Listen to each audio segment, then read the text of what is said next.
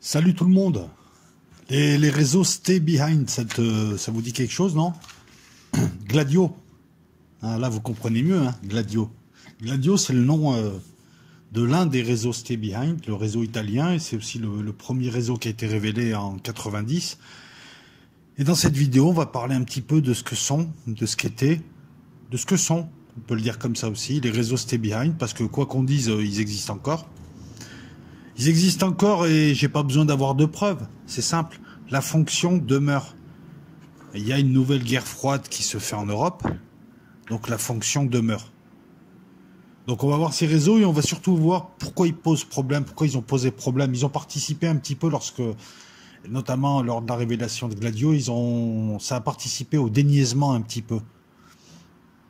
Au déniaisement politique des gens qui ont pu constater, preuve à l'appui, n'en déplaise à ceux qui nous traitent de complotistes, qu'une partie de leurs services secrets, chargés de les protéger, une partie de leurs militaires, une partie de leurs hommes politiques, pouvaient travailler pour une organisation supranationale, certes, cachée, certes, mais capable aussi de déstabiliser son propre pays pour imposer des vues politiques, très souvent à droite.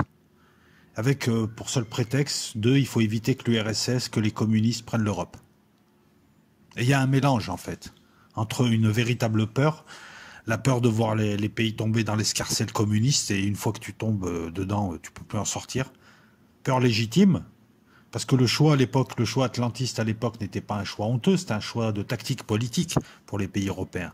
C'était ça ou se faire bouffer par les Russes. Non, le problème, c'est qu'ensuite, c'est devenu une force à l'intérieur d'un pays, une force capable de déstabiliser, et on verra certaines déstabilisations. Cette vidéo-là est aussi une vidéo importante dans la mesure où les gens qui parlent et nous traitent de complotistes font exprès ou ne le savent peut-être pas, ignorent peut-être ce passé. C'est ce passé qui motive nos analyses.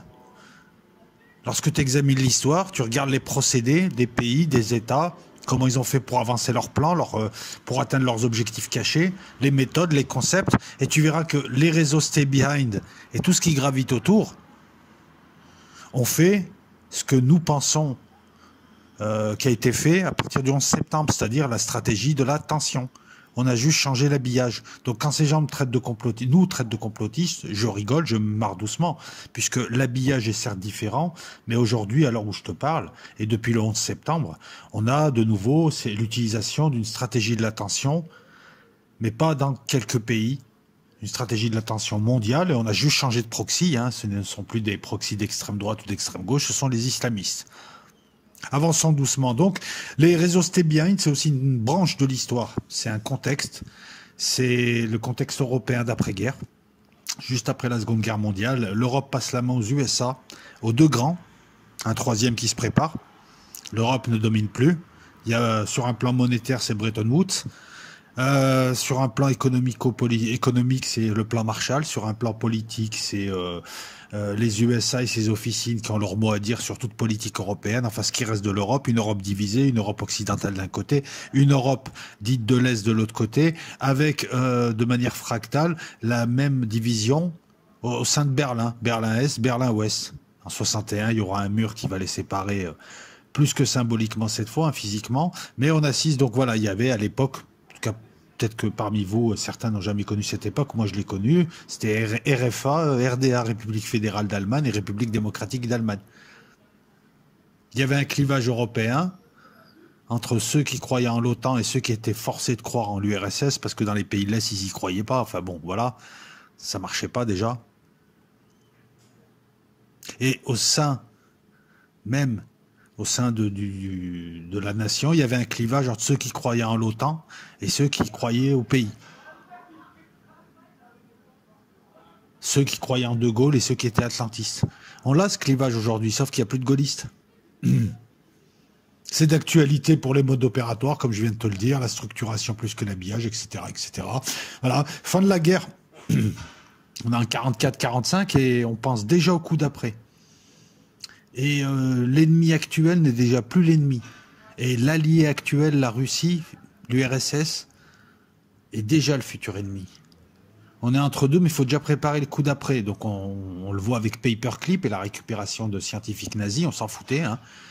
Il y a eu certes une dénazification en Allemagne, mais par exemple le BND, les services allemands, c'était des réseaux faits avec des gens qui appartenaient à l'administration nazie. Donc on n'a pas été bégueule, et les USA n'ont pas voulu couler l'Allemagne parce qu'ils se préparaient déjà à l'arrivée du communisme en Europe et à ce que les Russes fassent pression. Et l'Allemagne était véritablement le terrain, le milieu de terrain. Voilà, l'Europe était le terrain d'affrontement entre deux idéologies, deux blocs. Et l'Allemagne, c'était le milieu de terrain. C'était là où tout se jouait. D'ailleurs, on le voit dans les films d'espionnage. Berlin, l'échange de ponts. Berlin qui était coupé en 4 zones. L'URSS commence à s'étendre à l'ouest et c'est le début de la guerre froide, on a peur.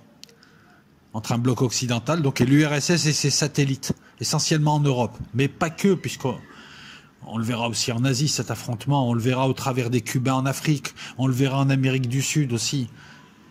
On le verra un peu partout. Mais c'est surtout en Europe où ça a été intense. Le contexte est particulier, comme je viens de te le dire, c'est la misère en Europe. L'Europe est dévastée.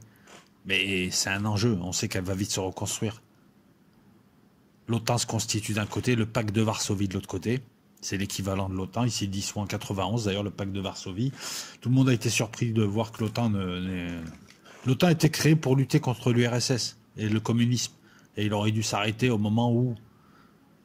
Et il est toujours là, et ils ont réussi à relancer la guerre froide. Je dis ça comme ça en aparté, mais... Donc tout n'est pas aussi clair, hein. Même au sein des pays, on a dans beaucoup de pays, comme l'Italie, la France, des communistes très puissants.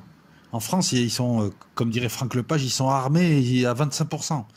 Enfin, voilà, ils sont à 25% et armés. On va le dire comme ça. En Italie, c'est pareil. En Allemagne, pareil. Et puis, il n'y a pas que les communistes, il y a aussi tout un foyer, une nébuleuse d'extrême gauche qui va très très vite virer au terrorisme. Le terrorisme d'extrême gauche a existé. Il n'y a pas que l'ultra-gauche bidon inventé par Sarkozy dans l'histoire de Tarnac pour piéger un couple de jeunes qui n'avaient rien fait. Hein. Non, il a existé, la gauche prolétarienne, quoi encore, Action Directe dans les années 80. Et en Europe, il y a les cellules communistes combattantes en Belgique, la bande à Bader, la Royal Rote Army Fraction, la RAF, l'armée rouge japonaise, je pourrais t'en citer plein. Tu avais des individus, je vais te faire le portrait là très bientôt, comme Carlos aussi, qui était là, qui se baladait des uns aux autres et qui se réfugiaient à l'Est. On a une droite apeurée, on a des communistes puissants et ça flippe partout. Donc les USA sont impliqués. Les pays européens étaient tenus par le patronat, essentiellement, par la droite, très souvent, et avaient peur. Et donc, l'atlantisme, c'était un choix tactique. C'était ça où les communistes prenaient le pouvoir et je te promets qu'on n'aurait pas évolué pareil. Je suis pas anticommuniste, mais enfin bon, on a vu ce que ça a donné, le communisme dans les pays de l'Est, 30 ans de retard, surtout. On l'a vu à la chute du mur de Berlin. Donc voilà, donc je ne pense pas que l'Europe occidentale aurait connu un essor tel qu'on l'a connu là avec les 30 Glorieuses, avec des communistes. Donc c'est pas, à l'époque, si tu étais atlantiste et pour l'OTAN, c'était pas la honte, c'était pas collabo comme maintenant. C'est juste que ton pays avait besoin de s'adosser à un gros parce que les Russes en face, c'était un rouleau compresseur et la Chine est en train de monter.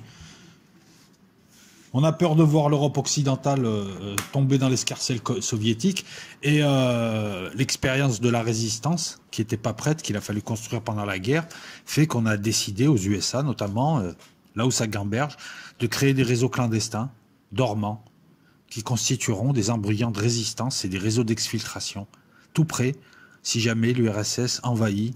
Je vous rappelle aussi que, peut-être pas à l'époque, mais dans les années 70, même les années 60, les Russes avaient des plans pour envahir l'Europe, pour aller à Brest en une semaine. Pas en 48 heures, en une semaine. Donc ça pouvait très très vite aller. Donc ces réseaux clandestins dormants avaient leur raison d'être dormants. Peu de gens étaient au courant, même au sein des services secrets, qui très souvent devaient les organiser. Encore mieux dans la classe politique. On choisissait des gens qui étaient vraiment... on menait des enquêtes et on prenait des gens qui étaient viscéralement anticommunistes, quoi. Donc forcément piocher dans l'extrême droite ou la droite très très ultra ou la droite royaliste. Ces réseaux seront impulsés et coordonnés par l'OTAN. Quelquefois par l'OTAN et les services nationaux, mais on le verra, surtout dans les années 80 et 90, c'était une force de l'OTAN dans un pays. Et les services de renseignement du pays étaient souvent aussi Atlantis. Ce qui faisait que c'était, voilà, on avait une force étrangère qui a déstabilisé des pays, qui a provoqué des false flags, reconnus maintenant. Voilà pourquoi lorsqu'on parle de 11 septembre, les gens, mais oui, mais tu comprends, mais un État qui ferait un faux attentat, ben, ils ont fait que ça. Ça a été reconnu, ça a été jugé. Il y a encore des affaires en cours. Tuerie du Brabant, les tueurs du Brabant. Ces réseaux étaient secrets. Il y avait très très peu de politiciens au courant. Moi, par exemple, en France, ça devait être quoi? Le Premier ministre, le président de la République, le Premier ministre, allez, le chef des services secrets, celui qui organise. Voilà, ça se compte sur les doigts de deux mains. Mais, et moi je te le dis, leur existence fuitera progressivement dans les livres, notamment les livres d'Aix, dans les années 70, dans les années 80. Le livre Service 7 de Leroy Finville en parle, c'est un livre des années 80, il te parle de Rose des Vents, le réseau français, qui a été créé par lui, entre autres, très très secret, qui aurait été dissous par De Gaulle, sauf que De Gaulle a relancé un autre service, ou en tout cas il y a un service qui a tenu, et dans les années 70, là en France on a un flou artistique. Il y a toujours eu un réseau Stay Behind, affilié aux USA, sauf que quelquefois on se demande même si les hommes politiques français, les présidents étaient au courant, comme dans les années 70. Pourtant, Claude Zilberzan, de la DGSE, en parle. Lorsque Mitterrand arrive, Mitterrand, lui, il va décider d'un truc simple, hein. On dissout. Pierre Marion teste le réseau Stay Behind. Il est exfiltré en 24 heures, il voit que ça marche. Il le dissout et il en recrée un dirigé par la DGSE. Alors, tu veux que je t'explique pourquoi? Ben voilà, pour reprendre le contrôle du réseau et pour éviter que les Américains... Voilà, Mitterrand combattait les Américains comme ça. Je t'en parlais dans une précédente vidéo de Mitterrand qui est sur rendre la France indépendante comme De Gaulle. C'est une sorte de De Gaulle mais de gauche. Ben, et voilà, c'était sa manière de faire. Il dissout le réseau et il en recrée un autre pour dire attendez, il est là le réseau. Et cette fois, c'est la DGSE qui contrôle. Mitterrand craignait les services secrets français, craignait une partie de l'armée française, services secrets qui lui rendront bien, puisque l'affaire du Rainbow Warrior, c'était pour faire tomber Charles Hernu. Donc voilà, Mitterrand, quand il est arrivé, il a nettoyé, il a mis des hommes à lui. Alors où je te parle, il y a toujours un réseau Stay Behind, mais on va avancer un petit peu. Donc l'existence, elle est révélée véritablement avec Gladio au grand public dans les années 90, mais tu pouvais le savoir avant si tu t'intéressais. Ah, c'était pas secret, c'était juste là, quoi. C'est Giulio Andreotti, le président du Conseil italien, l'équivalent du Premier ministre, donc, pour nous, en 90, qui va révéler les réseaux, le réseau Gladio, qui va révéler tout un tas de choses.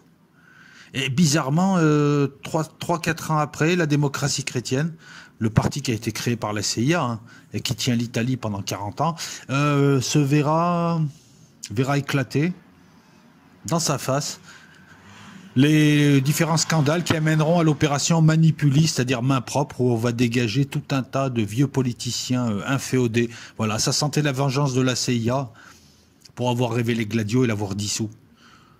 Mais moi, comme j'aime à le croire, et je suis même certain, la fonction reste. Il faut toujours des plans au cas où. Donc, partant de là, il y aura toujours un service, quelque chose de secret tapis dans l'ombre qui préparera l'après, où il faudra exfiltrer le gouvernement civil, les gens importants avec qui on voudra reconstruire, et laisser une sorte de gouvernement de résistance qui pourra agréger autour de lui. Et pour ça, il lui faut des stocks, de l'armement. Je suis sûr que ça existe encore. C'est évident. Parce que ça fait partie des 1001 plans que prévoit un pays et un état-major.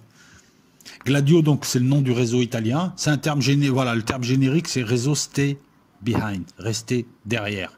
Alors, un peu d'historique, mais pas trop quand même. En 1948, c'est le coup de Prague. Les Russes aident à l'installation en Tchécoslovaquie d'un gouvernement communiste, alors qu'ils avaient promis aux Alliés, il y avait eu un partage, on n'imposera rien.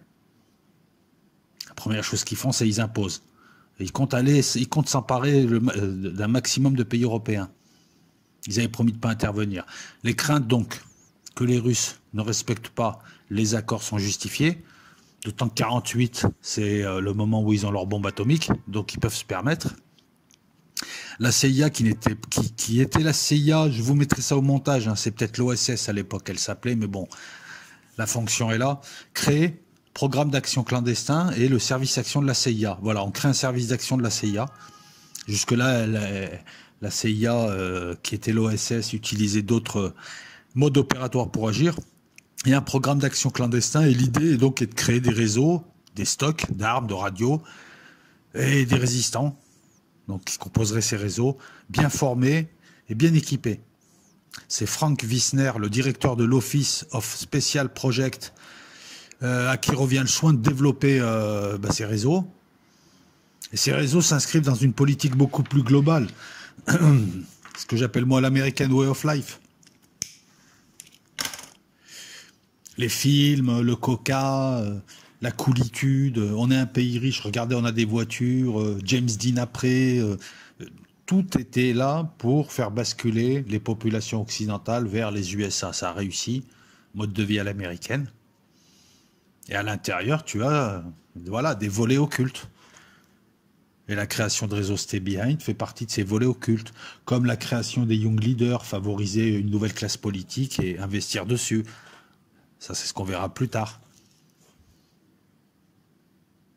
Frank Wisner doit organiser des réseaux Stay Behind en Europe occidentale et des réseaux de résistance en Europe de l'Est. Réseaux de résistance que les USA laisseront tomber quand ils ne sont pas découverts.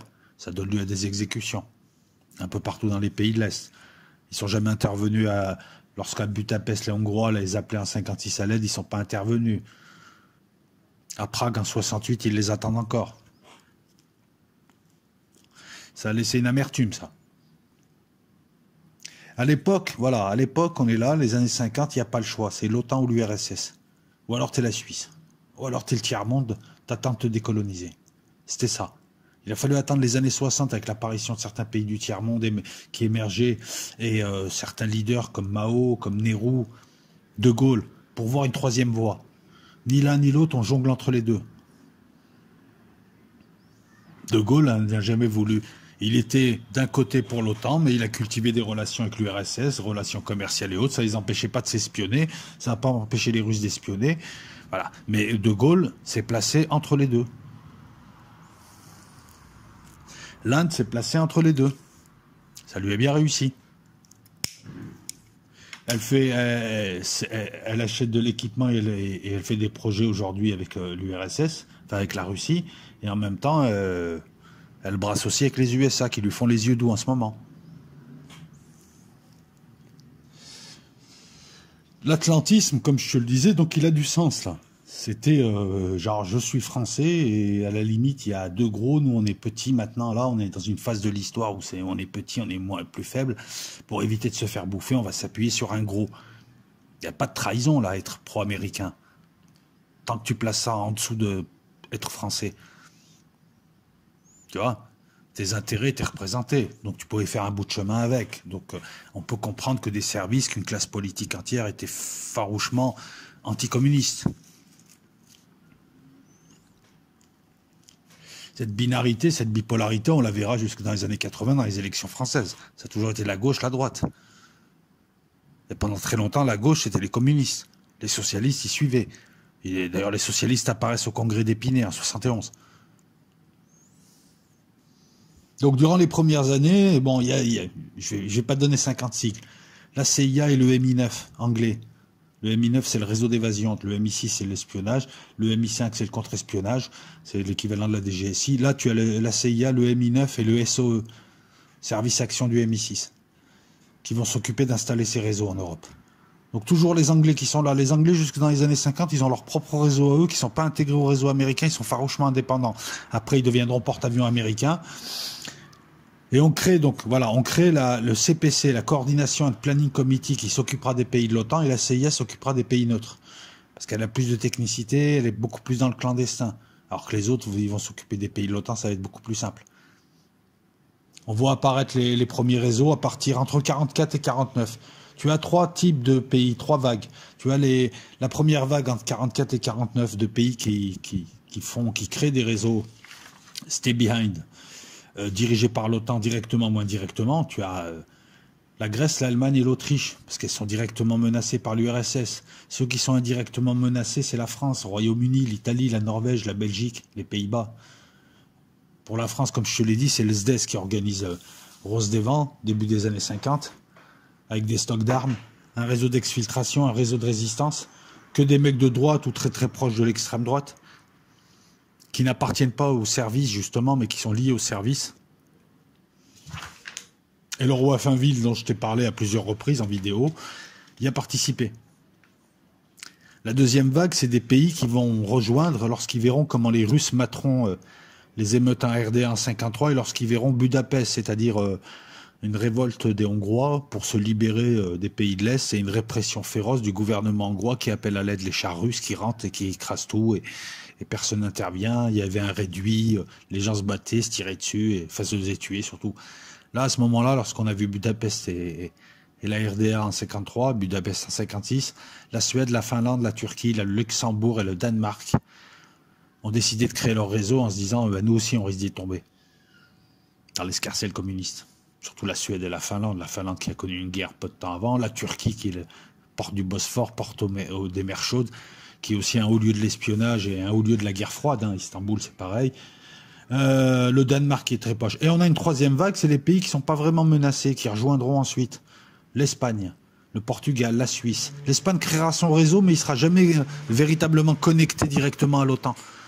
En 87, ils refuseront de le connecter. Ils rentrent dans l'OTAN en 52. Le CPC deviendra le comité de coordination allié. Donc ces pays avaient des plans communs. C'était l'exfiltration. Tout s'exfiltre. Et beaucoup organisent des réseaux de résistance, voire certains même ont des missions particulières. Je prends l'exemple du réseau allemand au départ, le Schwert, qui était composé uniquement de nazis et de fachos au début, avec le BND le restructure. Lui avait décidé, en cas d'envahissement par l'URSS de l'Allemagne, de tuer toutes les personnalités de gauche. Ils avaient une liste susceptible d'aider les Russes. T'as des petites différences comme ça, bon, on va les voir. L'exfiltration, elle était prévue au Royaume-Uni, en Irlande, en Amérique du Nord.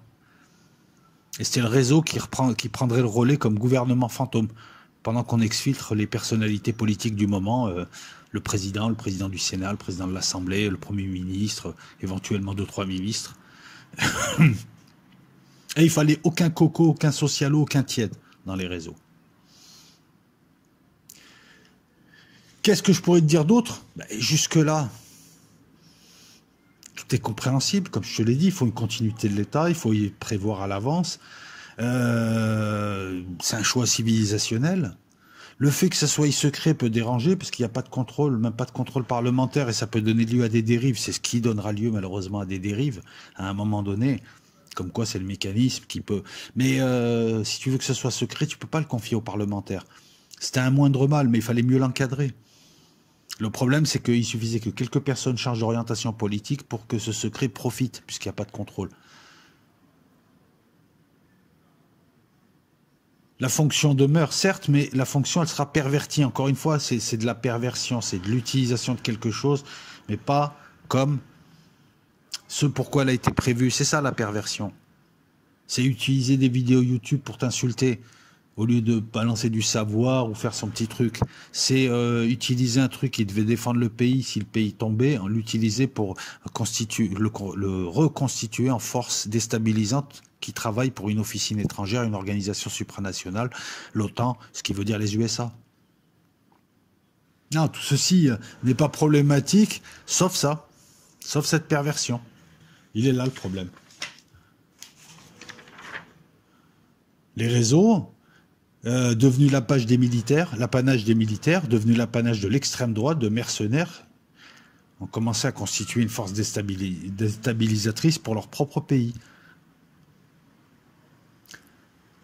D'autant que, et ceci explique cela, qu'entre, on va dire, à partir des années 60 jusque dans les années 90, l'Europe connaîtra des années de plomb liées au terrorisme d'extrême gauche, d'extrême droite, à la lutte entre la gauche et la droite, l'URSS et les USA, combat entre services secrets, combat politique, des attentats, des émeutes, des manifestations. En France, il y avait une gauche qui était très très très puissante dans les années 70, qui pouvait bloquer le pays. Il y avait des bagarres, il y avait voilà, il y avait beaucoup de groupes d'extrême gauche, beaucoup d'anarchistes. Alors ça revient en ce moment depuis une dizaine d'années. Et il y avait la stratégie de la tension. Les années de plomb en Europe, c'est la stratégie de la tension. Beaucoup de scandales. Beaucoup de meurtres, beaucoup de bagarres, organisés par ces réseaux qui étaient en lutte contre l'État, contre le terrorisme d'extrême gauche violent, qui étaient en lutte contre tout le monde en fait. Le but, voilà, stratégie de la tension, C'est très simple, c'est mettre l'attention pour que les gens soient affolés et attendent une solution et se tournent vers le gouvernement. Mais elle a plusieurs objectifs. À l'époque, lorsqu'on voyait que les communistes montaient trop vite, ben, on provoquait des bagarres de meeting, des attentats qu'on attribuait aux communistes, des scandales, ça crée une tension pour que l'État apporte une réponse. Et quelquefois, c'était aussi contre l'État. Comme on le verra un peu plus tard avec les tueries à Munich et celle du Brabant, pour le rappeler à l'ordre. La stratégie de l'attention, ça permet aussi de faire avancer son agenda pour un État. Là, c'est pas un État, c'est l'OTAN qui faisait avancer son agenda malgré les États. Mais la stratégie de l'attention, c'est aussi créer d'autres proxys, puisque c'est toujours des proxys, puisqu'on intervenait par le biais de groupes d'extrême droite, par le biais de retournées d'extrême gauche, par le biais d'anonymes. Les services n'intervenaient jamais directement, les réseaux n'intervenaient jamais directement. Aujourd'hui, la stratégie de l'attention, depuis le 11 septembre, c'est avoir amplifié, créé, amplifié ou structuré la menace islamiste, le nouveau proxy. Stratégie de l'attention avec beaucoup d'attentats dirigés en troisième main ou en quatrième main par des services de renseignement, qui châtient des pays, qui les rappellent à l'ordre, qui créent l'attention, non plus le désordre, les cocos, mais le danger, le terrorisme maintenant c'est l'islamiste.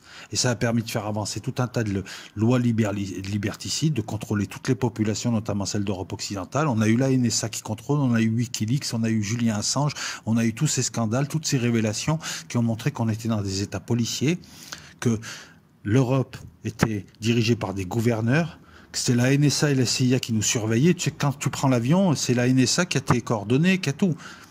Même les passeports biométriques, tout ce que tu fais en France, ils l'ont.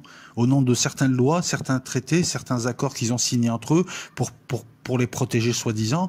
Mais depuis, voilà, la stratégie de l'attention, elle a permis d'installer un demi-État mondial, puisqu'il n'est pas encore installé, un flicage mondial. Ben écoute, c'est simple, quand Hollande ou Merkel se font espionner leur portable et disent rien, c'est parce que eux-mêmes profitent de la NSA. Hollande et Merkel, Hollande nous faisait surveiller par nos propres services, mais Merkel fait surveiller ses concitoyens par la NSA, qui lui donne l'info en retour, puisqu'elle n'a pas le droit constitutionnellement de le faire elle. Le BND ne peut pas. Tu vois le vice où il est. La stratégie de l'attention, c'est l'un des concepts qui est à nouveau utilisé. C'est pour ça que les complotistes me font rire. On crée un ennemi, on l'oppose à une force qu'on amplifie ou qu'on laisse faire. Ça crée de l'attention et ça permet de faire avancer son agenda. Voilà, soit contrôler un pays, soit empêcher l'autre de monter, soit apporter une réponse. Voilà, ça a donné lieu à des coups d'État, ça a donné lieu à des exécutions, ça a permis des arrestations, ça a permis tout un tas de choses. Et depuis 2001, cette stratégie de l'attention, elle a surtout profité au Pentagone, au lobby industriel, au militaire, à certains groupes de pression et à 2-3 pays. L'Europe a-t-elle profité du 11 septembre et ce qui s'est passé depuis? Non, elle a juste servi d'exécutant. Le problème, c'est que quand tu as pendant 30 ans des false flags et qu'on commence à te les révéler, c'est-à-dire des attentats faits par des services de renseignement ou des types d'extrême droite, c'est marrant, hein, l'attentat de l'hypercacher, lorsqu'on remonte, on a un mec d'extrême droite qui vend des armes à un black islamisé. Et ça se fait en Belgique, au lieu de l'armement aussi, enfin du trafic d'armes et tout un tas de choses aussi. Il n'y a pas que de la bière qui tourne là-bas. Il y a eu des tueries, il y a eu des coups d'État. On va poursuivre. La France, c'est simple, hein, je vais te la faire rapide. C'est Rose des Vents. De Gaulle arrive, il dit « Oh là là, c'est pas bon. Le SDES, en plus, ils sont d'extrême droite et ils sont de l'OTAN. Ils m'aiment pas.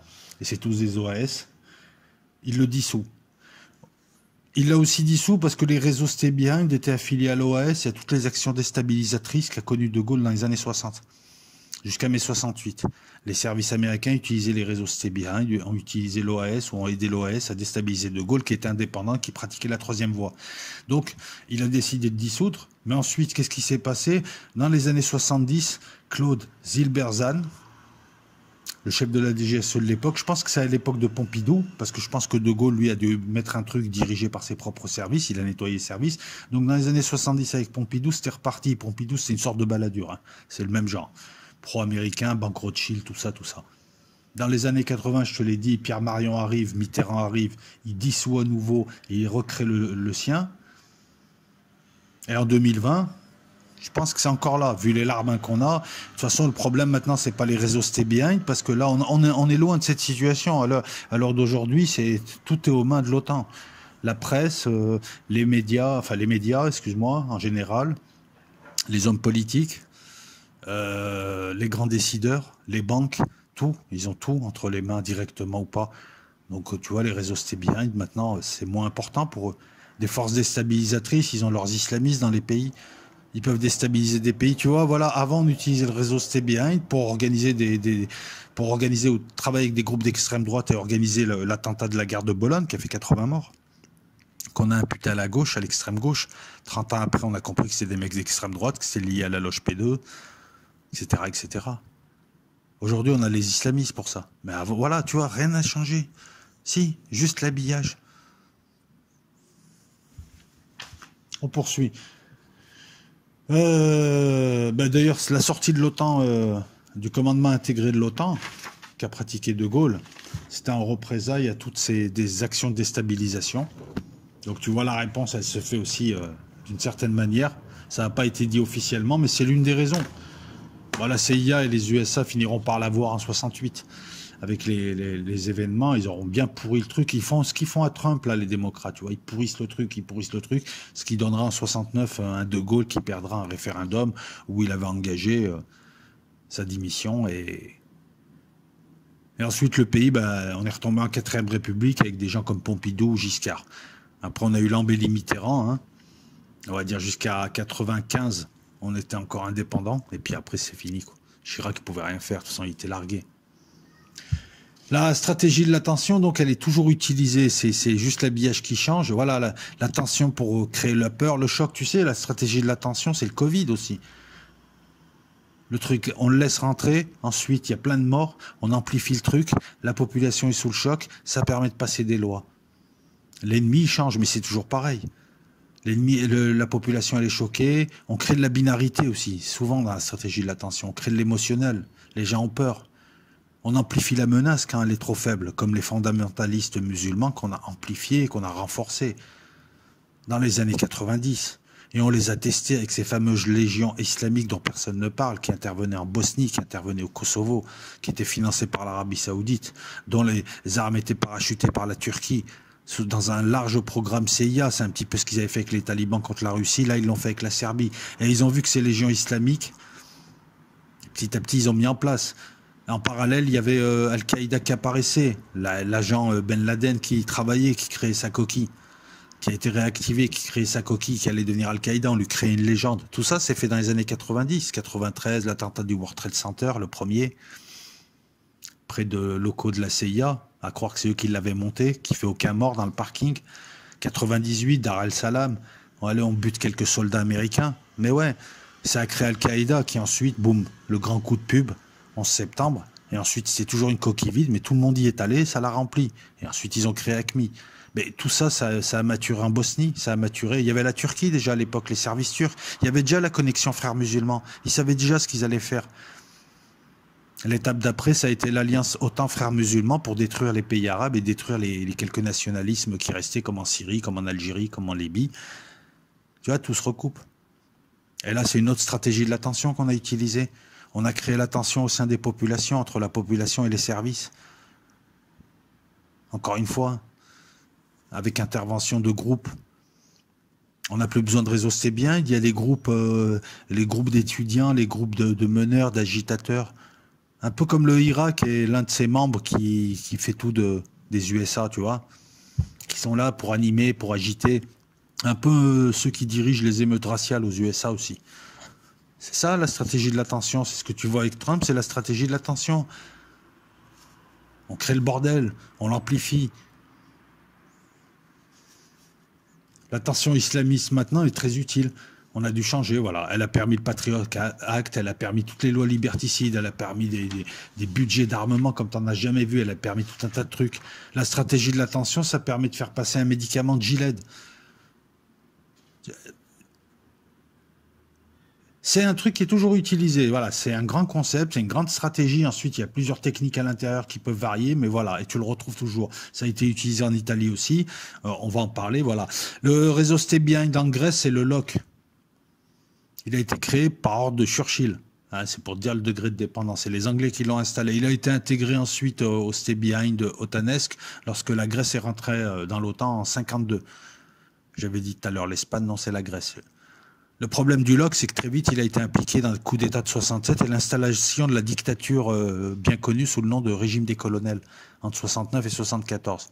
Et il a été connu par le grand public dans les années 80. Tu vois, on l'installe pour lutter contre l'invasion russe et il se retrouve impliqué, alors que c'est un outil de l'État, normalement, il se retrouve impliqué dans un coup d'État qui te ramène un régime d'extrême droite qui tombera avec avec la partition de Chypre.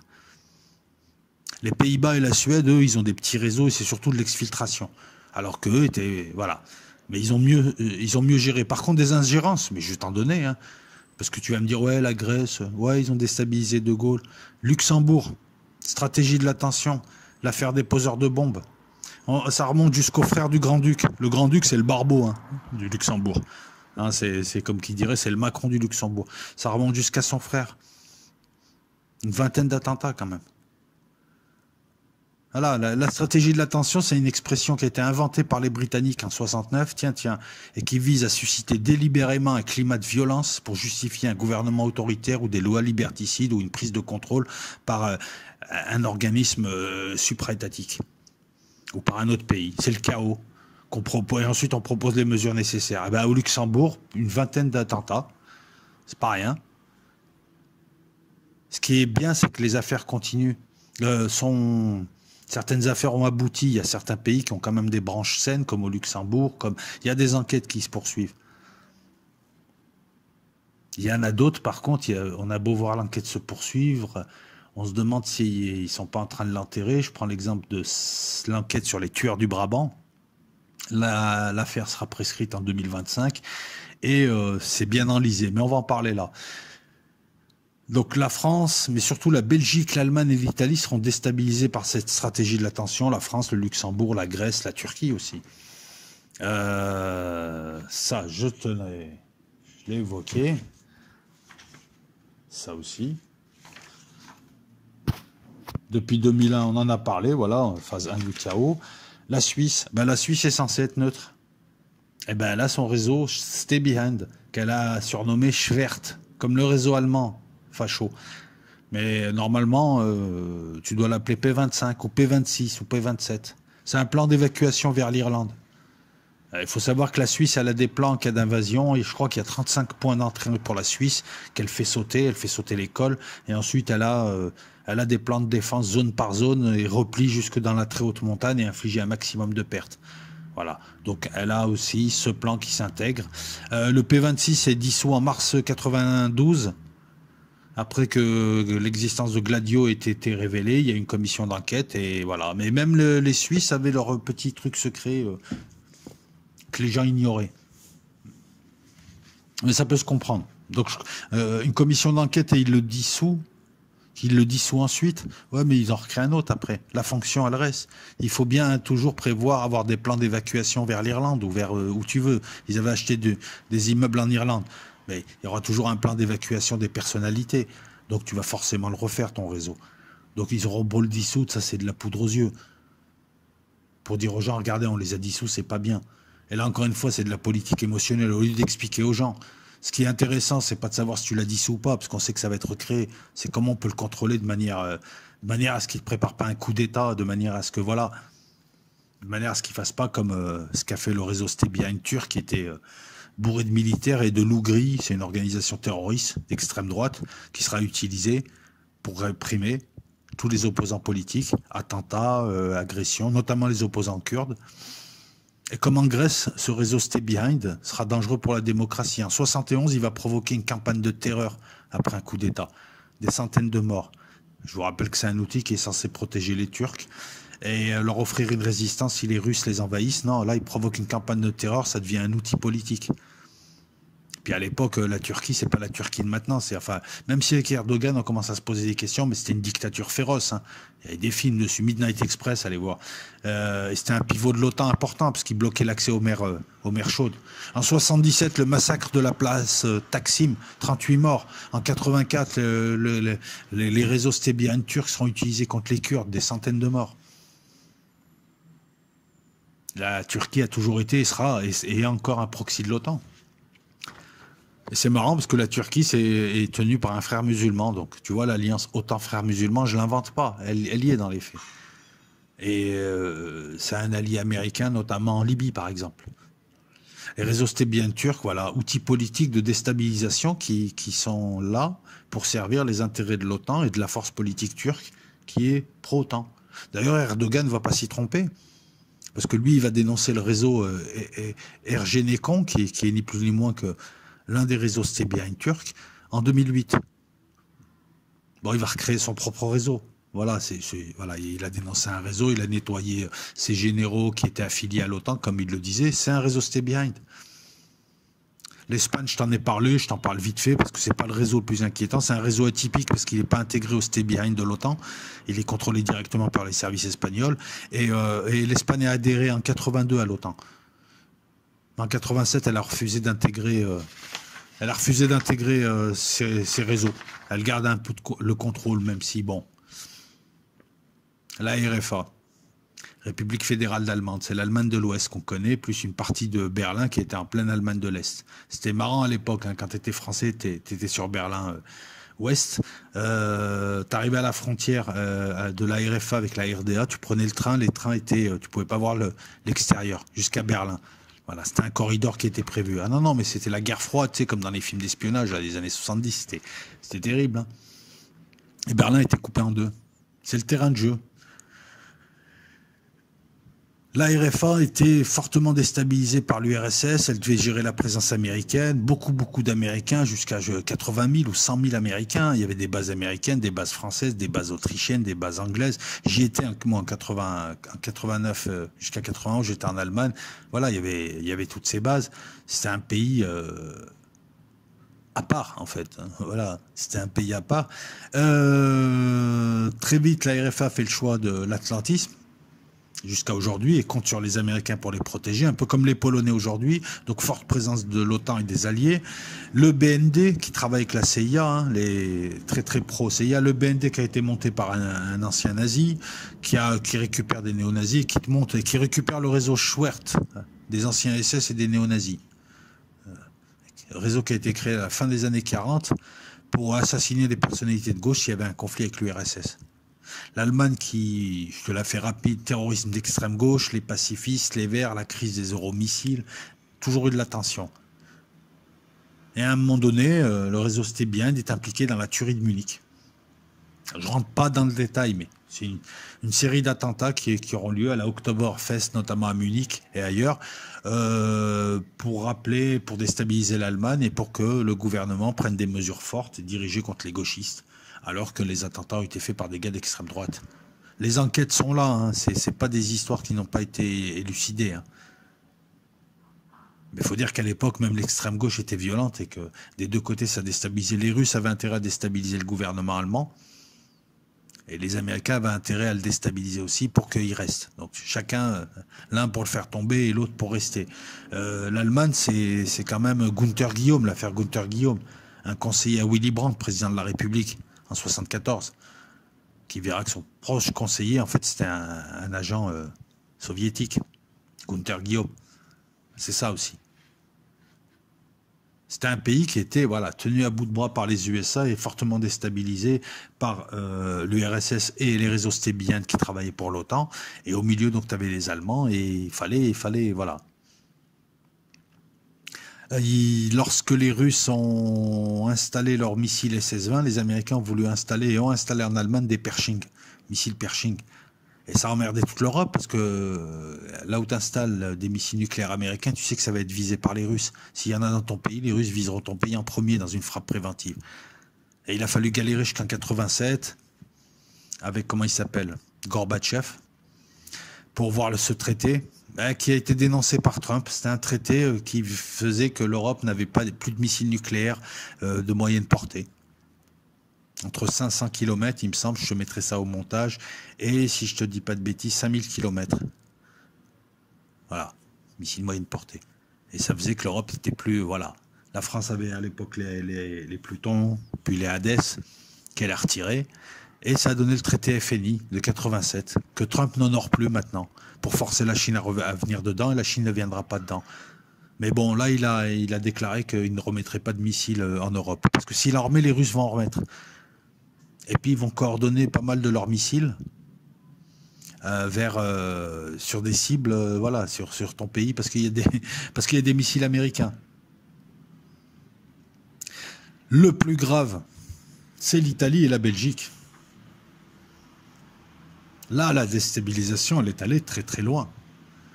Et puis c'est des pays qui étaient tenus, qui doivent encore l'être par l'OTAN. Et il n'y a pas le choix. Là, les réseaux, c'était bien. L'Italie, c'est après-guerre, comme la France, la gauche contre le patronat et la mafia, soutenu par les Américains, les hommes politiques liés au patronat. De l'autre côté, tu le vois, Don Camillo, hein, un curé de droite, un maire de gauche. Communiste puissant, le pays risque à plusieurs reprises de basculer dans le communisme. Les Américains ne peuvent pas se permettre. En plus, ils ont une base là-bas, ils en ont même plusieurs à l'époque, ne peuvent pas se permettre. Les Américains sont intervenus très en amont, parce que déjà, il suffit de voir en Sicile, c'était Lucky Luciano qui nommait les maires. Lucky Luciano qui a créé la mafia, enfin la forme moderne de la mafia, hein, les 5 familles, la commission, le syndicat, voilà.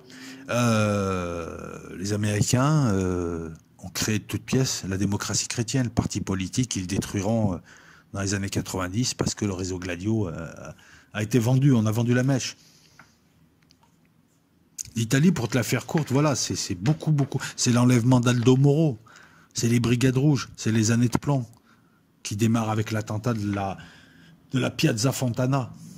C'est à partir de là qu'on a des années de plomb. L'attentat est un false flag qu'on impute à la gauche et qui permet l'arrestation de plus de 400 personnes de gauche. On a un suicidé, un cheminot anarchiste du nom de Pinelli. Et petit à petit, on s'aperçoit qu'en fait, c'est les réseaux Stay Behind, c'est la loge P2 Puede Propaganda Due. C'est une loge néo-fasciste franc-maçonne. Dedans, il y a des hommes politiques, des juges, des journalistes, il y a Berlusconi, des militaires, des types des services. C'est lorsqu'on arrêtera Lizio Gelli, le chef de cette loge, que finalement on découvrira que pas mal d'attentats, comme l'attentat du commissariat de Milan, qui a été attribué à un autre anarchiste qui bossait avec les services, l'attentat de la gare de Bologne, en 80, qui fera 90 morts, il me semble, je ferai ça au montage, c'est l'extrême droite. Tous ces attentats, tout un tas d'attentats, de bagarres, provoqués dans le cadre, durant les années de plomb, dans le cadre de la stratégie de l'attention, et ben venez de ces réseaux Stay Behind, venez de l'OTAN, venez d'une partie des services italiens, une partie des services militaires italiens comme le SISMI. Et là, on avait un pays en plus dont la classe politique était tenue à bout de bras, une partie en tout cas par les États-Unis. On a un pays qui a été fortement déstabilisé dans les années 60, 70, 80. Jusqu'à la révélation de Gladio. Alors, j'ai pas le fin mot de l'histoire, pourquoi on l'a révélé, mais en tout cas, voilà, le glaive, révélé par Giulio Andreatti dans les années 90, en mars 90. L'attentat de Bologne a été jugé à l'heure d'aujourd'hui, on a reconnu l'implication de la loge P2, avec tous les liens que ça implique. Ça s'est arrêté, je veux dire, ils n'ont pas impliqué, voilà. Mais par exemple, avec Gladio, et ensuite l'opération Manipuli, on a vu que par exemple tu avais des présidents de la République italiens, des hommes politiques, des premiers ministres qui étaient liés à la mafia. C'était un pays en fait pas contrôlé du tout. L'attentat de Bologne, ça a été, voilà, on reconnaît l'implication de ces réseaux Stay Behind. On reconnaît l'implication, donc une partie de ceux qui étaient chargés de défendre les Italiens et qui ont contribué à foutre le bordel pour contrer une gauche communiste qui risquait de prendre le pays. Et ouais, les communistes étaient tellement puissants qu'il fallait créer des bagarres, des attentats pour faire peur à tout un tas de gens, en leur disant, regardez les communistes, ils amènent la merde. Ouais, non, on veut de l'ordre, l'État. C'est comme ça que ça marche. Et puis c'est en France aussi. On crée un ennemi, on crée un Goldstein, comme on dit. On pourrait faire une vidéo rien que sur le cas italien. On a tout, on a le proxy, l'extrême droite, voire l'extrême gauche manipulée, on a les fusibles différents, services de police, services de renseignement, les hommes politiques. On a quand on remonte la CIA ou l'OTAN de très loin, qui laisse faire. On a une classe politique corrompue. C'est impressionnant. C'est un modèle, hein. L'exemple italien, c'est un modèle. L'exemple luxembourgeois, je te l'avais dit, 20 attentats entre 84 et 86. 2013, il y a 2 anciens gendarmes d'élite et leur ancien chef, un gendarme mobile qui est accusé.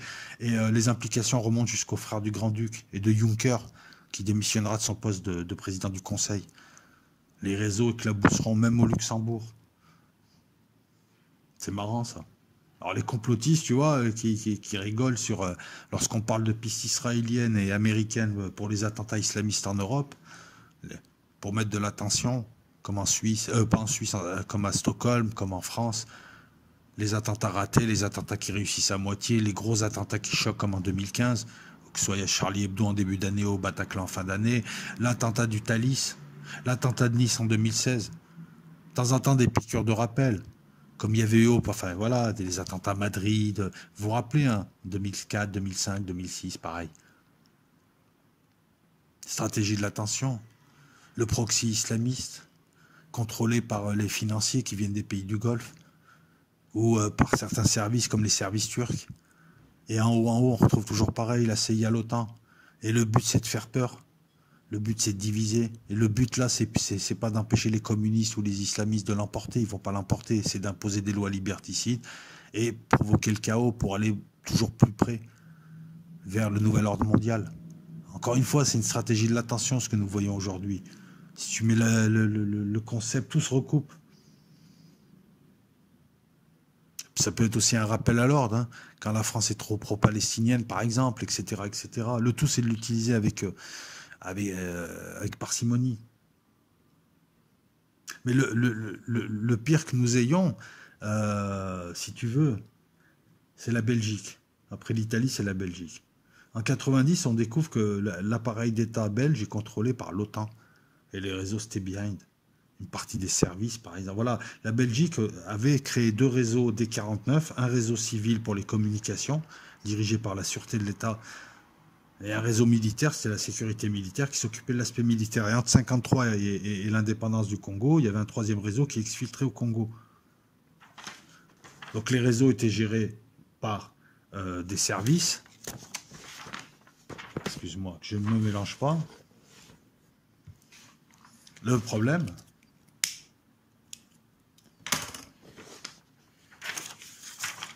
c'est qu'à un moment donné, on a décidé de rappeler à l'ordre la Belgique. On a vu notamment cette affaire des tueurs du Brabant, qui s'avère être de plus en plus une affaire d'État. À l'heure où je te parle, cette affaire sera prescrite en 2025. La seule piste sérieuse qu'on a, c'est qu'on a retrouvé un gendarme qui est mort, qui a avoué en 2015 être l'un des 3, le géant. On a des témoignages, on est quasiment sûr de l'implication de gendarmes ou de mercenaires, gendarmes, ce qu'on appelait des Katangais, mais qui ne viennent pas du Katanga, c'est des Belges mercenaires. On a l'implication des réseaux Stay Behind, et les gendarmes qui vont les affronter ou les policiers qui vont les affronter te diront c'est des militaires, c'est des gens, voilà, c'est pas des braqueurs classiques. C'est une histoire qui intrigue beaucoup les tueurs du Brabant. Voilà, je vais finir la vidéo avec ça. C'est une histoire très intrigante. Ça te montre un petit peu entre 82 et 85 en Belgique, dans la province du Brabant, Flandre orientale, au Hainaut, dans le Namurois, mais aussi en France à Maubeuge. On a toute une série, on a des tueurs fous. Certains les appellent même la bande de Nivelles. C'est la presse néerlandophone qui utilise ça. On a toute une série d'attentats qui font 28 morts, mais qui sont bizarroïdes, avec des gens qui viennent plus pour tuer que pour voler. Et on a 3 portraits robots, un géant, un tueur et un vieux. Ils tourneraient en golf. Ces gens, en plus, arrivent à déjouer les surveillances des supermarchés. On met des tireurs d'élite, ils arrivent et ils tirent. Et ils partent. Et les braquages s'arrêteront d'eux-mêmes. Entre 82 et 85, avec presque 2 ans d'interruption entre 83 et 85. Les braquages s'arrêtent d'eux-mêmes et on parlerait de la mort d'un des malfrats qui aurait été touché. Mais c'est peut-être aussi qu'on était arrivé, c'est ce qui se dit, à la fin de l'opération de déstabilisation. Des gens qui appartiendraient au réseau Stay Behind, c'est ce qui se dit aussi. Voilà. On est surtout intrigué par, c'est un peu comme la tuerie de Chevaline, on est intrigué par leur professionnalisme. Dans les courses-poursuites, ils arrivent à semer. Ils utilisent les techniques des gendarmes pour casser une course-poursuite. Lorsqu'ils sont cernés, ils arrivent à se dégager et à infliger des morts et à infliger des pertes aux gendarmes en face qui les attendent de pied ferme. Ils arrivent à s'en sortir. Ils ont des manières de militaires de se défendre, pour tirer, pour se replier. Parce qu'ils infligent des dégâts, ils n'auront jamais été attrapés. Et pourtant, ils font des coups à la petite semaine. Et on ne comprend pas. Pour 30 morts, des butins dérisoires. Ils ont 28 morts, 22 blessés, 17 actions, pour un budget de 175 000 € grand maximum. On ne comprend pas. Moins d'1 million de francs. On dirait des braqueurs de bureaux de tabac. Marseillais, c'est-à-dire des jeunes. Alors que les gars ont des techniques de militaires, sèment les flics, ils tuent comme ça, gratuitement. En 82, ils démarrent par le vol dans une armerie d'un fusil. Ensuite, c'est une épicerie à Maubeuge. On ne comprend pas, ils blessent un policier en plus. Quelques boîtes de thé et des bouteilles de vin. Ça cadre pas avec leur technicité, parce que la police les attend, ils s'en sortent, ils blessent un policier, ils s'enfuient. Et tu t'en sors pas comme ça, en général, quand tu échanges des coups de feu avec la police. Ils tuent un policier en braquant une armerie pour quelques pistolets. On comprend pas. Normalement, les braqueurs ça a l'air d'être des braqueurs chevronnés. Ce genre de braqueur, genre tu sors de prison, en général, tu fais quelques coups, quelques tabacs, quelques coups pour ensuite investir dans un vrai braquage. Donc tu fais quelques coups faciles avec beaucoup de liquidité, des tabacs ou là où il y a du liquide pour pouvoir ensuite avoir des armes, pour aller voir les gens que tu connais et leur acheter des armes, leur acheter ce qu'il faut, les fausses pièces d'identité s'il en faut, les voitures, la voiture de dépannage, la voiture relais, etc., etc. Pour ensuite monter sur un braco un peu plus important, le temps de te monter une équipe, tout ça. Là, on comprend pas. C'est pas non plus des jeunes qui démarrent et qui font des coups pour s'essayer, on comprend pas. Non, parce que les jeunes, ils tuent pas un policier, ils se font tuer en général.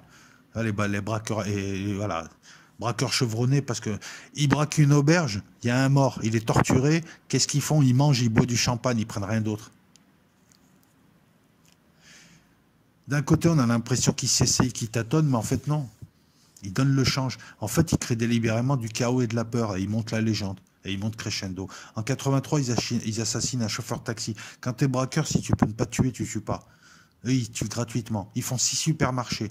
C'est que des petits butins à moins de 20 000 €. Le truc, tu te lèves même pas pour le faire, vu les risques. Supermarché avec du monde, avec des vigiles, avec des mecs en armes. Il y a un gendarme et un blessé. Un gendarme mort et un blessé. On a l'impression qu'ils veulent plus foutre la merde. Il n'y a aucun sens, aucune ligne directrice. Ils attaquent une usine, il y a un mort. Ils attaquent une auberge, il y a un mort. Ils attaquent une boulangerie, il y a un mort. Et ils s'arrêtent. Pour finir en 85, je te dis, il y a 17 interventions, 3 supermarchés. Là, c'est quasiment, ils arrivent, ils tirent. 8 morts, 5 morts. Ils ont abattu des gosses. Ils ont abattu un gosse de 10 ans parce qu'il les a regardés. Ils ont abattu un adolescent. Ils abattent comme ça. 28 morts, 22 blessés. Ils tirent dans la foule, ils massacrent. Il y avait une psychose à l'époque. C'est les tueurs fous du Brabant.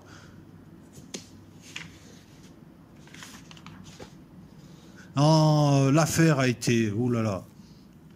Les réseaux Stay Behind, si tu veux, ont été dénoncés bien plus tard. Mais on a fait le rapprochement. L'affaire, elle a duré ce qu'elle a duré. Le problème, c'est que c'était compliqué parce que là, tu as affaire au service secret belge. Tu as affaire à tout un tas de gens qui ont intérêt à couvrir, même dans la classe politique. Et la Belgique, c'est beaucoup, beaucoup d'affaires. Soit le trafic d'armes, le mercenariat, en matière de pédophilie, en matière de... Il y a beaucoup, beaucoup. Et on retrouve toujours les mêmes personnages. Si la Belgique, elle est tenue, c'est parce qu'il y a aussi beaucoup d'affaires et beaucoup de dossiers. En 2017, il y a un rebondissement. Il y a un gendarme qui serait mort en 2015, dont les dernières paroles auraient... en gros, il a révélé à son frère que c'était lui le géant, l'un des 3 types qu'on cherchait. Christian B. Il a avoué qu'il appartenait au groupe Diane, une unité d'élite de la gendarmerie mobile belge, gendarmerie d'élite, qui a été dissous aujourd'hui. C'est un groupe d'extrême droite et il en fait partie. Il a raconté que c'était eux. Mais ça faisait très longtemps, de toute façon, dès le début, hein, la piste des services secrets, des réseaux, c'était bien, mais on les appelait comme ça, pas comme ça, était là. Il y a eu une violence, il tirait sans hésitation sur tout le monde, hein. Il torturait une victime avant de l'exécuter, ça n'avait aucun sens, si ce n'est de foutre le chaos. Et encore une fois, voilà, leurs intentions, tu les devines. Lorsque tu mets les différents buts, tu t'aperçois que le but, c'était de créer le chaos, la tension. Et beaucoup d'enquêteurs ont déduit ça. C'était dans le cadre d'une stratégie de la tension, c'était des messages destinés à l'État belge, c'était pour provoquer la peur, pour que l'État belge réprime. Alors que les réseaux, tu comprends pourquoi ça pose problème, ces réseaux? Et regarde, je vais te prendre un exemple. Ils dévalisent le 17 septembre 83, ils dévalisent un entrepôt de supermarché pour voler des bidons d'huile, quelques paquets de café et du chocolat. Et ils tuent 3 personnes, un couple de passage et un gendarme qui arrive, démontrant au passage que voilà, ils tuent gratos. Mais ça n'a pas de sens. Ils tuent pour qui? Qu'est-ce qu'ils tuent pour rien? Il n'y a même pas d'affolement parce que durant la même nuit, ils ont tendu une embuscade en espérant que d'autres gendarmes arrivent. On a affaire à des gens qui, là, veulent créer la peur et qui font du terrorisme. C'est un terrorisme d'État. Tiens, ça aussi, c'est une notion qui cadre avec, qui s'inclut dans le concept de stratégie de l'attention. Ça a été la psychose en Belgique. Des rondes autour de supermarchés, des tireurs d'élite, mais à chaque fois, c'était déjoué, ils déjouaient. Ou quand ils se faisaient bloquer, ils échangent de coups de feu, ils étaient beaucoup plus forts, ils arrivaient à s'en sortir. Sauf peut-être une fois où, apparemment, à la fin, il y en aurait un qui aurait été touché, qui aurait été abattu. Et ça serait arrêté. En même temps, ils avaient réussi leur objectif. C'était de provoquer une crise politique en Belgique. Ils tiraient sur tout ce qui bougeait, voilà. Ils ont abattu 2 atos de 12 et 14 ans. Voilà, j'ai un enfant de 9 ans, un enfant de 10 ans qui a croisé leur regard pour des butins minimes à chaque fois, moins de 20 000 euros. C'est un tabac, c'est un bureau de tabac un samedi. Même pas une tournée. Comme des psychopathes. 17 actions armées. Voilà. Et ils ont laissé aucun indice aussi. Ça, c'est impressionnant. Ça montre aussi que c'est des professionnels. Ils ont su les effacer avec professionnalisme. Tous les gendarmes qui les ont affrontés étaient d'accord pour dire que c'était des militaires ou des gendarmes, parce qu'ils utilisaient les mêmes méthodes de maniement d'armes, les mêmes techniques de fuite. Ils arrivaient à déjouer des surveillances cachées autour des supermarchés. Ça voulait dire qu'ils avaient des infos. Et puis il y a eu un grand tabou autour d'eux. Voilà, le gendarme qui a avoué avant de mourir appartenir au groupe Diane et avoir participé aux tueries du Brabant, c'est Christian B. Et en 99 déjà, il avait été reconnu sur un portrait robot. Mais cette affaire, voilà, les enquêtes n'ont pas pu aller jusqu'où elles devaient aller parce que très souvent, il y a eu beaucoup de blocages. On a même Roger Romelard, un ancien enquêteur suicidé, mais il s'est suicidé il y a peu. Mais il était toujours sur l'affaire et il en savait beaucoup parce qu'apparemment, ça tournait pas mal autour de gendarmes. De gens comme Robert de Stark aussi, qui était le frère de Philippe de Stark, qui a été blanchi. Alors c'est un homme politique. On parle des gendarmes de Termonde. Non, on parle des enquêteurs de Termonde. Ça tournait autour de la gendarmerie. Il y avait une piste sérieuse. Cet enquêteur Roger Romelard, déjà à l'époque, la suivait. Il voulait qu'on la réouvre. Cette piste, c'est la dernière qui reste. Et on tombe sur, voilà, sur ces gendarmes mobiles, sur des groupes, mélange gendarmes, type d'extrême droite, militaire, réseau Stay Behind. Le 16 juin, il y a eu un nouvel appel à témoins 38 ans après les faits. L'enquête, il y a une enquête fédérale. Est-ce que c'est pour l'enterrer ou est-ce que véritablement on veut aller jusqu'au bout? Je ne sais pas. Et on a une photo, un appel à témoins, on a une photo, voilà, d'un type avec un fusil à pompe. Et apparemment, ce type serait important pour l'enquête. Mais on ne l'a jamais retrouvé. Cette photo, les enquêteurs de Termonde l'avaient déjà en 86. On leur avait envoyé en leur disant que l'individu était important pour l'enquête, mais il n'a jamais été identifié depuis. Voilà. C'est l'enquête fédérale, le parquet fédéral a repris l'enquête en 2017 et il réexplore toutes les pistes. Voilà pourquoi c'est ce nouvel appel à témoins.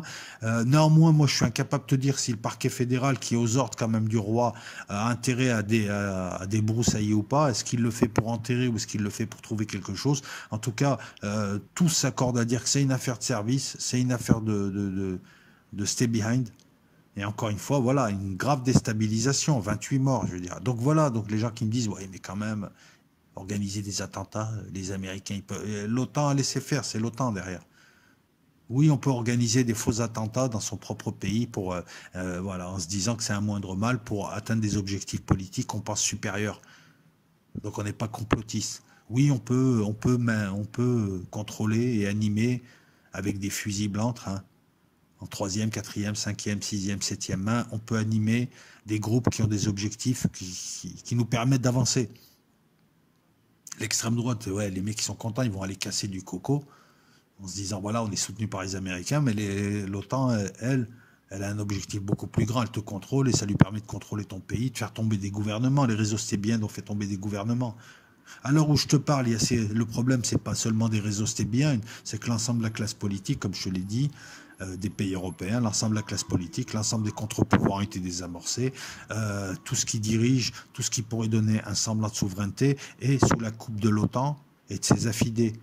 Et le deuxième problème, c'est les réseaux israéliens qui contrôlent aussi bien, quand leur intérêt en tout cas l'impose, l'Europe, et qui peuvent aussi naviguer. Il y a eu beaucoup d'attentats où il y avait derrière la patte, en tout cas le contrôle israélien. Ils étaient là sans être là, de manière fantomatique. Et ça aussi, c'est quelque chose qui n'est pas complotiste.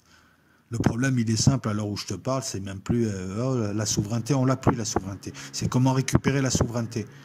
Quel est l'homme politique qui peut, sachant que par exemple un mec comme Macron ou un président de la République qui arrive et qui te dit qu'il va quitter l'OTAN, tout ça, il sera jamais élu. Parce que eux, ils sont suffisamment malins pour avoir tout le jeu, tous les joueurs maintenant.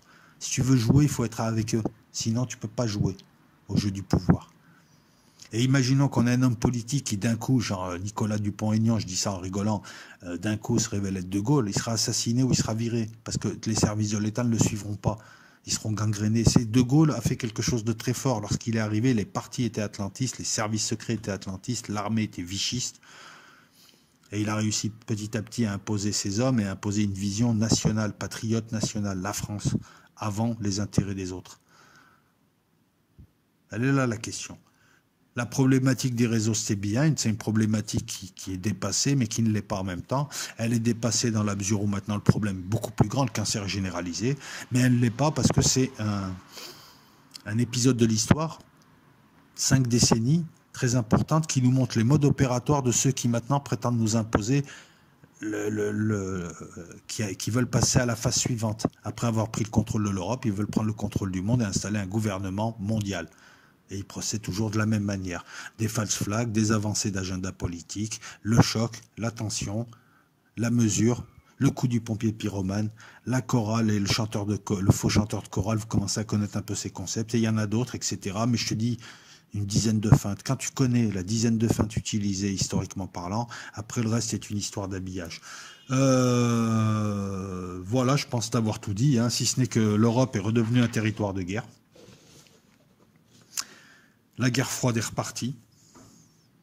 Et cette fois, elle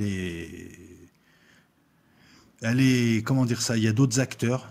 Elle est multipolaire, puisque c'est plus l'OTAN contre le pacte de Varsovie, mais c'est aussi la Chine, c'est aussi, à un moment donné, ces proxys islamistes qui vont vouloir s'émanciper, c'est aussi l'Iran et les chiites, on a plusieurs forces, des forces intermédiaires certes, mais on a quand même 3 grosses forces, la Chine, l'URSS, la Russie et le bloc occidental, et on a l'Europe qui est là et qui est aux mains qui est dans le bloc atlantiste, alors qu'elle aurait pu naviguer entre les deux et qui paye cher son adhésion. Autant l'Europe, c'était un allié, et faire le choix des USA n'était pas honteux dans les années 60, autant maintenant, l'Europe est devenue un grand marché où on ne supporte pas, il n'y a pas d'allié, t'es larbin, tu fais comme on te dit, sinon on te menace. Là le problème. Récupération de la souveraineté et se replacer en tant non plus comme troisième voie, parce que tu as la Chine pour ça, t'en as d'autres qui proposent des voies, mais pour proposer une autre voie, une voie intelligente. Si quelqu'un arrive au pouvoir et arrive à s'imposer comme l'a fait De Gaulle, ensuite c'est très simple, c'est de naviguer avec une vraie politique, mais de naviguer et pas de se vendre au plus offrant, mais participer et se faire payer cher pour récupérer, voilà. Les réseaux stébien, ils te montrent comment dès le début on avait vérolé des pays, et puis maintenant on sait les véroler, il suffit de prendre la presse, les hommes politiques, etc. Et puis tu as vérolé le pays. Et il pose aussi la question de ce fameux secret. Finalement, s'il y avait eu du contrôle, peut-être que... Mais en même temps, s'il y avait eu du contrôle, ce ne serait pas secret. Mais est-ce vraiment secret de savoir qu'il y a des réseaux qui exfiltrent et des réseaux qui préparent la résistance si le pays tombe, finalement? Parce que tout le monde prévoit ça maintenant, ce genre de plan. Enfin, je sais pas, voilà, faites-vous une idée. Voilà, je vous ai tout dit. Écoutez, j'espère que ça vous aura plu, puis ça vous permettra de creuser la piste, ce genre d'histoire. Creuser la piste, hein. C'est intéressant, la piste de la guerre froide. Si tu veux comprendre le monde actuel, remonte aux années 50 et reprends. Et tu vas comprendre le monde actuel. Et il est beaucoup plus dur. Et les problématiques à venir. On est passé à une autre phase, voilà, c'est plus le contrôle de l'Europe, c'est le contrôle du monde. Et de l'autre côté, c'est multipolarité. Voilà, à bientôt. Alors, je monte cette vidéo et puis je vais vous faire un portrait. Je ne vais pas vous dire de qui, voilà. Je ne vais pas vous dire de qui. Je vais vous faire le portrait de quelqu'un. Je pense que ça va vous plaire. Et puis, je vais vous mettre d'autres vidéos là. Voilà, le temps de monter celle-là. Nous sommes samedi.